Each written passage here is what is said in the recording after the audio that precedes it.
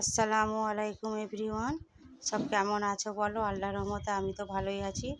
আশা করি তোমরাও ভালো আছো।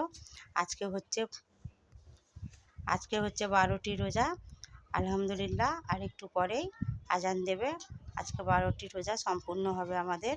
তো এই নিয়ে নিয়েছি আমাদের ইফতারির ফলের থাল। ওইটা দেখতে পাচ্ছেন কী কী ফল আছে। এইখানে চিড়ে দিয়ে, নারকেল দিয়ে, চিনি দিয়ে মেখে নিয়েছি। এখানে একটু বড় বড় সাইজের পেঁয়াজু করা হয়েছে।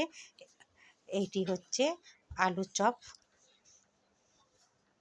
আলু চাকা চাকা করে কেটে নুন আর হলুদ মাখিয়ে রেখেছিলাম, তারপর বেসন ফাটিয়ে ডুবিয়ে নিয়ে ভাজা হয়েছে। এটি হচ্ছে আমার আব্বাজির থাল। আজকে রসনা দিয়ে, ইসবগুলের ভুসি দিয়ে শরবত করা হয়েছে। এইটি মটরশুঁটি দিয়ে, আলু দিয়ে, টমেটো দিয়ে একটি ঘুগনি করা হয়েছে।